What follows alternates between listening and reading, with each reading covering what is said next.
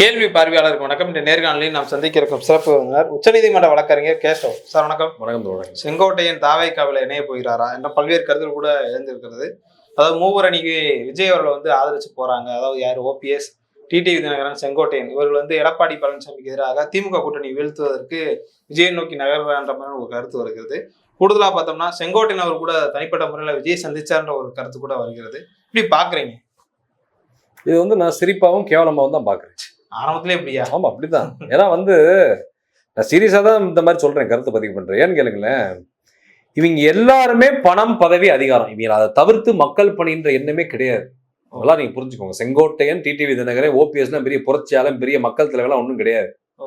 சில்லறைகள் தான் அரசியல் என்னைய பொறுத்தவரை. ஏன்னு கேளுங்களேன், அந்த அம்மா இருக்க வரைக்கும் இவங்க எப்படி இருந்தாங்க, அந்த அம்மா இறந்தோன்னு எப்படி மாறினாங்க. வருஷம் வருஷம், மாசம் மாசம், வார வாரம் மாத்துவாங்க மொத்த. அம்பி அண்ணியன், அம்பி அண்ணியன் எல்லாம் அப்படியே தசாவதாரத்தை மிஞ்சிடுவாங்க. நீங்க கமலஹாசன் தசாவதாரத்தை நீங்க மிஞ்சிடுவாங்க. அதோட பல அவதாரம். அண்ணியெல்லாம் ரொம்ப கம்மி. ஆமா, நவராத்திரி, சிவாஜி நவராத்திரி, கமல் தசாவதாரம், அதே நீங்க மிஞ்சிடுவாங்க. அவ்வளவுமே வஞ்சம், வன்மம், நாடகம், என்ன சொல்றதுன்னா நரித்தனம். நரித்தனம் தான் நான் சொல்லுவேன் நீங்க பண்றது. ஏன்னா டப்புன்னு போய் பாஜக அரசு துண்டா போடுவாங்க, என்டிஏல போய் டப்புன்னு எடப்பாடிகிட்ட போய் துண்டா போடுவாங்க, அப்புறம் அப்படியே திமுக போய் துண்டா போடுவாங்க, அப்புறம் அங்கிட்டு இருந்து கரெக்ட் விஜய்கிட்ட போய் துண்டா போடுறாங்க. நீ துண்டு போடுறவங்க பஸ்ல பாத்திருக்கீங்கல்ல, டிரைவர் சீட்ல டக்குன்னு துண்டா போடுவேன், அங்கிட்டு அதுக்கு 2 பேர் துண்டா போட்டுருப்பேன். மாப்பிள்ள இங்கே போட்டேன், மாப்பிள்ள அந்த துண்டு எடுத்து மாப்பிளன்ற மாதிரி ஆளுவீங்க. இவங்கள மாதிரி கேவலமான பாலிடிக்ஸ் உலகத்திலே பண்ண முடியாது. பாக்கெட்லயே 10 கட்சி காடை வச்சுக்கிறது, எங்க போறோமோ டக்கு டக்குன்னு மாத்திடுவாங்க போட்டோவை. Edappadi photo, Stalin photo, Jayalalithaa photo, எல்லாரும் போட்டோ வச்சிருப்பாங்க. மறந்து எம்ஜிஆர் போட்டோலாம் வச்சிருக்காங்க. அவர் செத்தே ரொம்ப நாள் ஆச்சு நம்ம சொன்னதுக்கு அப்புறம் தான் அதை எடுத்து போட்டிருக்காங்க. அந்த மாதிரி ஆளுங்க இவங்கலாம் இல்ல உயிரோட இருக்காங்கன்னு மக்கள் நினைக்கிறாங்க. அந்த மாதிரி இவங்க மக்களை ஏமாற்றக்கூடியவர்கள் தோழர். நம்ம ரொம்ப எல்லாம் பேச வேண்டாம், ஏமாற்றக்கூடியவர்கள். என்ன இப்ப இந்த செங்கோட்டை எல்லாம் பாத்தீங்கன்னா அரசியல் அனுபவம் வாய்ந்தவர், மாற்றுக்கிறது கிடையாது. எம்ஜிஆர் ஜெயலலிதாவோட பயணமானவர், திராவிட பாசறையில வளர்ந்தவர், தந்தை பெரியார் தெரிஞ்சவர், திராவிட கருத்தியல் தெரிஞ்சவர், அரசியல் வியூகம் அமைப்பவர்.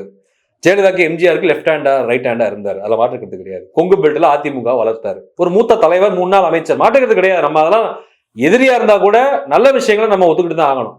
அவர் செய்த அரசியல் பங்களிப்பு நம்ம ஒத்துக்கிட்டு தான் ஆகணும். அவருக்கு ஒரு மிகப்பெரிய அனுபவம் இருக்கு, வியூகம் அமைப்பது, எதிரிகளுக்கு பதிலடி கொடுப்பது. ஏன்னா எடப்பாடியை சிஎம் ஆக்குறது செங்கோட்டையன் தான், எடப்பாடி அரசியல் கொண்டதே செங்கோட்டையன் தான். டெண்டர்னால மிஸ் ஆயிருச்சு கொஞ்சம். ஆமா, இப்ப பாத்தீங்கன்னா கூவத்தூர்ல எடப்பாடிக்கு பரிந்துரை கடிதம் கொடுத்தது யாரு? செங்கோட்டையன் தான். எடப்பாடி முதலமைச்சராக செங்கோட்டையன் தான். இப்ப எப்படின்னா செங்கோட்டையன் வாழ்க்கையில எடப்பாடி பழனிசாமி அமாவாசை சத்யராஜ், இதான் உண்மை. தன்னை தூக்கி விட்ட மணிவண்ணன் எப்படி அமாவாசை சத்யராஜ் பண்ணுவானோ அதே கதை தான் கொங்கு நாட்டுல எடப்பாடி செங்கோட்டையனை பண்ணது. செங்கோட்டையன் எப்படின்னா தோழர், எல்லாரோடையுமே கொஞ்சம் இணக்கமா போவார், ஜாதி வெறி பிடிச்சவரெல்லாம் கிடையாது. எல்லா சமூகத்தையும் அரவணைச்சு போகக்கூடிய தன்மை அவர்கிட்ட இருக்கும். அதெல்லாம் நம்ம பாராட்டணும் அவரை. அந்த விஷயத்துல நான் ஒத்துக்கிறேன். பெரிய படிப்பு கிடையாது, ஒரு நல்ல அரசியல் தலைவன், அது மாற்றுக்கிறது இல்லை. ஆனா இப்ப செங்கோட்டையன் பண்றது எல்லாமே தப்பா இருக்கு. அதிமுக வெளியே நான் தப்புன்னு சொல்லல, அது எடப்பாடியை தூக்கி எறிஞ்சிட்டேன். ஏன்னா எடப்பாடியை பொறுத்தவரை கட்டிய மனைவியா இருந்தாலும் சரி, பெத்த மானா இருந்தாலும் சரி, அதிமுக கட்சிக்குள்ள துரோகம் பண்ணாங்கன்னா தூக்கி வெளியே அடிச்சிருவாரு, வீட்டை விட்டே துரத்தி விட்டுருவாரு. சர்வாதிகாரி. ஆமா, எடப்பாடி சர்வாதிகாரி கிடையாது, அப்படி துரோகம். பக்கத்து வீட்டுக்காரனே ரொம்ப பாதுகாப்பா தான் இருக்காங்க. எடப்பாடி பக்கத்து வீடு சேலத்துல எடப்பாடி இல்ல, பயந்து தான் இருக்காங்க சிலுவம்பாளையத்துல. ஏன்னு கேளுங்க, தப்பு துரோகம் பண்ணிருக்காரு. கார டிரைவரே பயந்து தான் ஓட்டுறான். நம்ம வீட்டுல ஏதாவது துரோகம் பண்ணிட்டாருனான்னு அந்த அளவுல தான் எடப்பாடி நிலைமை இருக்கு. மாத்திரை கூட வாங்கிக்கலாம். எடப்பாடி செஞ்ச துரோகத்தால உங்களை கட்சி விட்டு தூக்கிட்டா நீங்க வெளியே வந்துட்டீங்க. வெளியே நீங்க என்ன பண்றீங்க? அதிமுக ஒருங்கிணைக்கிறவங்களை பாக்குறீங்களா? நீங்க என்ன அதிமுக ஒருங்கிணைக்கிறீங்கன்னா ஏதாவது பெரிய என்ன தர்மகர்த்தா பிதாவா? நீங்க சொல்லுங்க, கடவுளா நீங்க? அந்த மாதிரி பேசுறீங்க. ஆனா நீங்க என்ன பண்றீங்க? நிர்மலா சீதாராமனை போய் டெல்லியில பாக்குறீங்க, அமித்ஷா போய் டெல்லியில பாக்குறீங்க, மோடியை போய் பாக்குறீங்க ராமேஸ்வரம் கோயில்ல. ராமநாத சுவாமி கோயில்ல தோழர் மோடிங்க ராமேஸ்வரத்தை தரிசனத்துக்கு சாமி பார்க்க கும்பிட வரப்ப இவர் போய் மறைமுகம் பின்கேட் வழியா போய் பார்த்திருக்காரு. அப்படின்னா நீங்க திருத்தனமா போய் மோடியை பாக்குறீங்க ராமேஸ்வரம் கோயில்ல. அப்ப செங்கோட்டையன் பண்றது எல்லாமே தவறு. இப்போ நமக்கு செய்தி வருது, நமக்கு அதிர்ச்சியா இருக்கு நமக்கு இது. அப்ப எனக்கு தாவேகா தக்கூரி, எனக்கு அவங்கள பார்த்து ஆச்சரியக்குறி வரல, செங்கோட்டையனை பார்த்து ஆச்சரியக்குறி வருது. என்ன ஆச்சரியம்? அவங்க ஆச்சரியக்குறி கிடையாது, தக்கூரி. விஜய் என்ன சொன்னாலும் தக்கூரி தான், தக்கூரி தலைவன் தான் விஜய். தோழர் நான் நினைச்சேன்னா சரி இது ஃபேக் நியூஸா இருக்கும், ஏதோ ஒரு வதந்தியை கிளப்புறாங்க, பாஜக காரங்க கிளப்பி விட்டுருப்பேன், திமுக கூட கிளப்பி விட்டுருக்கோம். சொல்றேன், ஒரு எக்ஸாம்பிள் சொல்றேன், எதிர்கட்சிகள் கிளப்பி விட்டுருப்பாங்க நினைச்சுக்கிட்டு இருந்தேன். கடைசியில பார்த்தா எனக்கு என்ன புரியுதுன்னா உண்மையிலே ஒரு சேர போற மாதிரி தான் நம்ம செய்தி வருது. ஏன்னா ஊடகங்கள் பரிசீலனை பண்ணாம ஒரு செய்தியை பல முறை விசாரிக்காம போட மாட்டாங்க, பிரேக்கிங் நியூஸ் தான். தாவேகாவில் விரைவில் இணைகிறார், நவம்பர் 26, 27 இணைகிறார் போடுறதெல்லாம் நமக்கு அதிர்ச்சியா இருக்கு. அப்படி நடந்தா இது செங்கோட்டையன் வாழ்க்கையில பாஜக அரசு மோடி, அமித்ஷா, நிர்மலா சீதாராமன் போனது என்பது தவறு. தாவேகா போறது தற்கொலை நான் சொல்லுவேன். அவர் அரசியல் வாழ்க்கையை முடிய போகுது, ஏற்கனவே முடிஞ்சிருச்சு. இது நீ அவ்வளவுதான், மொத்தமா குழி தோண்டி புதைக்க போறாங்க செங்கோட்டையன் அரசியல் வாழ்க்கையை. பொது வாழ்க்கையை அவரோட எல்லாத்தையும் முடிச்சு கட்டிடுவாங்க. ஏன்னா தோழர், நீ ஒரு சீனியர் மினிஸ்டர், சீனியர் பொலிட்டீஷியன், மூத்த தலைவர், மூத்த அரசியல்வாதி. உங்க அனுபவம் என்ன? தக்கூரி அனுபவம் என்ன? விஜய் அனுபவம் என்ன? விஜய் ஒரு ஆளா? ஏங்க நீங்க ஜெயலலிதா எம்ஜிஆரோட பாலிடிக்ஸ் பண்ணவருங்க. நீங்க அவங்களே வியூகம் அமைச்சு கொடுத்து கைட் பண்ணவருங்க அவரு. அந்த காலத்துல 90கள் 80கள்ல எம்ஜிஆர் பீரியட்ல எம்எல்ஏங்க, கேபினெட் மினிஸ்டருங்க அவரு. ஜெயலலிதா பீரியட்ல எம்எல்ஏ 9 முறை எம்எல்ஏங்க, கேபினெட் மினிஸ்டருங்க. சும்மா கிடையாதுங்க செங்கோட்டையன். சாதாரண அரசியல் தலைவர் கிடையாது, மூத்த தலைவர் தமிழக அரசியல்ல. ஒரு முதிர்ந்த தலைவர், நல்ல அறிவானவர் தான், அதுல மாற்றுக்கிறது கிடையாது. பிராக்டிக்கல் பாலிடிக்ஸ் அவர் நல்லா தெரியும், ஐடியாலஜியும் தெரியும். ஒரு திராவிட கருத்தியல வளர்ந்துட்டு தக்கூரி கட்சியில போய் சேருன்றீங்க. நீங்க வெக்கமா இல்லையா செங்கோட்டையனுக்கு? யோசிச்சு பாருங்க. நீங்க தோழர், தாவேகா முழுக்க தக்கூரி, அனில் குஞ்சு, திரை கவர்ச்சியில வந்திருக்கக்கூடிய ஒரு சைக்கோ கும்பல் 5 லட்சம் பேர் இருக்கான். அதான் தாவேகா கட்சி. 5 லட்சம் தக்கூரிகள் இருக்கான், சைக்கோக்கள் இருக்காங்க, ஜாம்பிகள் இருக்காங்க அந்த கட்சியில. அவன் தலைவன் தான் இந்த விஜய் தக்கூரி. அந்த தக்கூரி சீனியர் தக்கூரி, தலைமை தக்கூரி. இந்த புசி ஆனந்த், ஆதவர்ஜனா, சிடிஆர் நிர்மல்குமார், ராஜ்மோகன், அதுக்கடுத்து அருண்ராஜ், இந்த கட்சியில இருக்க எல்லாருமே தக்கூரி தான், எல்லாருமே சைக்கோக்கள். அந்த கட்சியில போய் சேர்றேன்னு நீங்க போறீங்கன்னா எவ்வளவு பெரிய கேவலம் தெரியுமாங்க இது? விஜயகாந்த் பண்ருட்டி ராமச்சந்திரன் போனான்னா அது வேறங்க, விஜயகாந்த் வேறங்க. விஜயகாந்த் விஜய் ஒன்னா? விஜயகாந்த் நம்ம மதிக்கணும், அது மாற்றுக்கிறதே கிடையாது. அரசியலுக்கு வந்து மக்கள் மனங்களை வென்று, வாக்குகளை வென்று, எதிர்கட்சி தலைவர் அளவுக்கு உயர்ந்து களத்துல நின்னாரு விஜயகாந்த். அதெல்லாம் விஜயகாந்த் மேல பெரும் மதிப்பு இருக்கு நமக்கு. விஜயகாந்த் சிறந்த தலைவன், புரட்சி கலைஞருக்கு விஜயகாந்த். விஜயகாந்த் மாபெரும் மனிதர், சிறந்த தலைவர், அதுல மாற்றுக்கிறதே கிடையாது. திராவிட கருத்தியலோட தான் நின்னாரு. பெரியாரி, அம்பேத்கரிய, மார்க்சிய கருத்தில் எதிராக விஜயகாந்த் போனதே கிடையாது. அதனால புரிஞ்சுக்கோங்க தயவு செய்து. அப்ப இன்னைக்கு செங்கோட்டையன் நீ அங்க போய் சேர்றது பண்ருட்டி ராமச்சந்திரன் விஜயகாந்த் போனது ஒண்ணா? இவன் விஜய் ஒரு ஆளா? முதல்ல எதுக்கு நீங்க அங்க போய் சேர்றீங்க? இது உங்க வாழ்க்கையை அழிக்க போகுது. உங்க அரசியல் எதிர்காலத்தை முற்றிலும் குழி தோண்டி புதைக்க போறாங்க. தோழர், இவர் சீனியர் தோழர், அங்க போய் எப்படி சொல்லுவீங்களோ சர்வே பண்ணுவார். இவங்க சைக்கோ கும்பல், தக்கூரிகள், திரைக்கவர்ச்சியில வர்றவன், விஜய் பாட்டு போட்டு கேட்க ஆடுறவங்க. இவங்க எஸ்ஐஆர் போராட்டத்திலே விஜய் பாட்டை போட்டு ஆடிட்டு இருக்காங்க தோழர். இவங்க இன்னைக்கு ஒண்ணு பேசுவாங்க, அடுத்த வாரம் ஒண்ணு பேசுவாங்க, தப்புன்னு முடிவை மாத்துவாங்க இந்த கும்பல். இவங்களோட எப்படி நீங்க அரசியல் பண்ணுவீங்க? இல்ல எம்ஜிஆர் உருவாக்குன மாதிரி விஜய் உருவாக்கலாம்னு நினைக்கலாம். விஜய் எம்ஜிஆரா? விஜய் பேரறிஞர் அண்ணாவா? விஜய் ஒரு ஆளா? விஜய்க்கெல்லாம் என்ன தெரியுமா? ஜெயலலிதா அம்மா வந்து என்ன பண்ணிருச்சுன்னா, தலைவா டைம் டு லீட்னு டைட்டில் வைக்கிற நான் இருக்கிறப்ப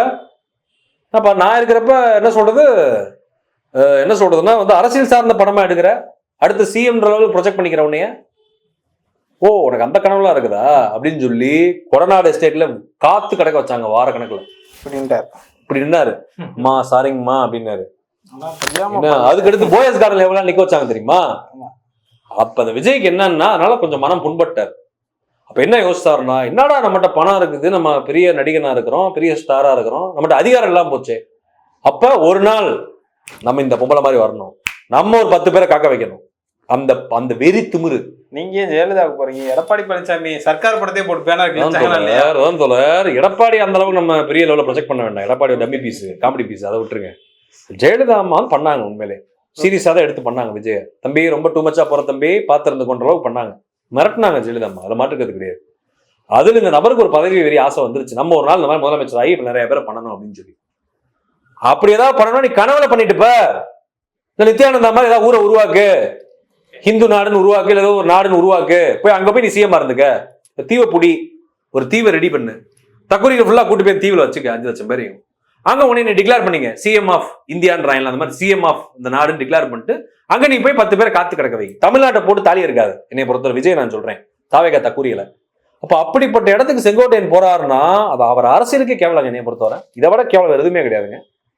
அப்ப இது என்னன்னா, இது எனக்கு என்ன தோணுதுன்னா, பாஜக RSS என்ன பண்ணுவாங்கன்னா, செங்கோட்டையன், தினகரன், OPS எல்லாரையும் விஜய் கட்சிக்கு அனுப்பிச்சு விட்டு இவ எல்லாத்தையும் டப்புன்னு என்டிஏ கூட்டணியில போர்டிங் பண்ணிடுவாங்க. வா வண்டியில ஏறுன்றாங்க. ஓகே, ஏன்னா விஜய் வந்து இப்ப என்னன்னா நானூறு ரவுடி தான் வடிவேல் நாய்சேகர் போன மாதிரி சிபிஐ வழக்கை கொண்டு போய் அதை சேர்த்துட்டாப்ல, கோர்த்து விட்டேன். ஆதவர்ஜனா இந்த கரூர் மேட்டரை கொண்டு போய் அங்க கோர்த்து விட்டேன். இப்ப விஜயோட குடும்பி அமித்ஷா சிபிஐ கையில, மோடி கையில, RSS பிஜேபி கையில. அதை வச்சு மிரட்டி என்டிஏ கூட்டணியில சேர்த்துருவாங்க. இப்ப நான் என்னோட வியூகம், என்னோட ப்ரெடிக்ஷன் நான் ஃபோர்சி பண்றேன். ஓகே. அடுத்து என்ன பண்ணுவாங்கன்னா பாஜக என்ன பண்ணுவான்னா எடப்பாடி கிட்ட 100 சீட்டு பிளான் பண்றாங்க. 100 வாங்குவான். அதிமுக 134 எடப்பாடி தலைமையில் இருக்கக்கூடிய அதிமுக.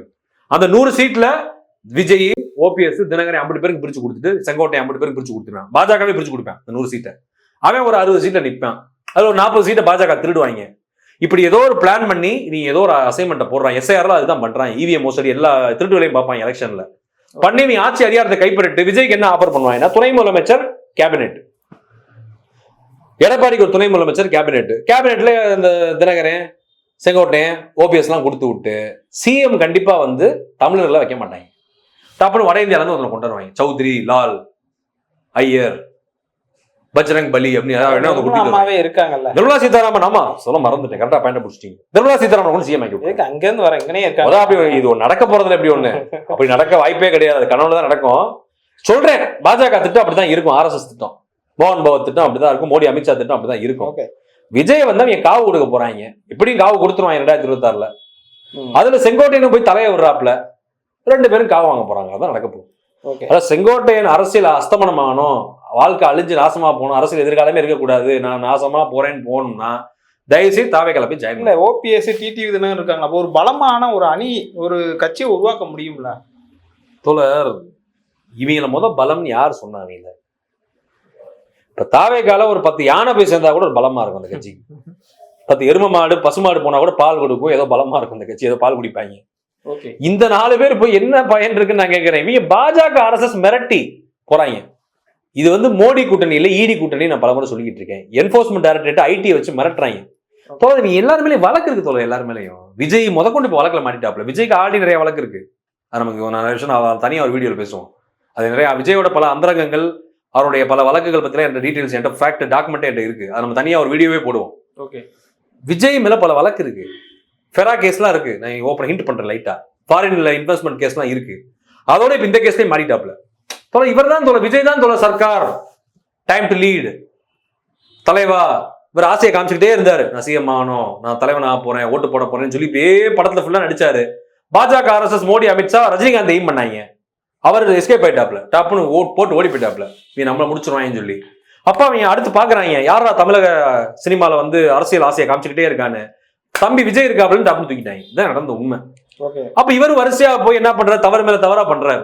கூட சேர்த்து வச்சிருக்கேன் 50 பேரும் ஜங்கி, குஷி ஆனந்த், ஆதவர்ஜனா, நிர்மல்குமார், அருண் ராஜ், ஐஆர்எஸ் இருந்து எல்லாருமே சங்கி போயிருக்கு. RSS backup. இவங்க ஃபுல்லா கொண்டு போய் விஜயை கொடுத்து விட்டாங்க. கொடுத்து விட்டு இப்ப கரூர்ல வந்து என்னன்னா, இப்ப படத்துல என்ன ட்விஸ்ட்னா, படம் நல்லா தான் போயிட்டு இருந்துச்சு. காமெடி, சீரியஸ், ஹீரோ ரோல்லாம் பண்ணி நல்லா படம் போயிட்டு இருந்துச்சு. திடீர்னு ஒரு ஆக்சிடென்ட் நடந்துருச்சு படத்துல. அந்த ஆக்சிடென்ட் தான் கரூர். இப்ப இன்னொரு கேஸையும் கொண்டு போய் கொடுத்து விட்டாங்க சிபிஐ. விஜயால தப்பிக்கவே முடியாது. பாஜக, ஆர்எஸ்எஸ், மோடி, அமித்ஷா சங்கி பார்ப்பனிய 3% கும்பல்கிட்ட மாட்டினவன். அவன் வாழ்க்கையும் சர்வநாசமாகும், அவன் குடும்பமும் சர்வநாசமாகும், அவன் சுற்றமும் சர்வநாசமாகும், எல்லாமே நாசமாயிரும். அதுதான் விஜய்க்கு நடக்க போகுது, செங்கோட்டையனுக்கு நடக்க போகுது, தினகரனுக்கு நடக்க போகுது, ஓபிஎஸ்க்கு நடக்க போகுது, எடப்பாடிக்கும் அதான் நடக்க போகுது. கொலநாசமா போறான் 50 பேரும்.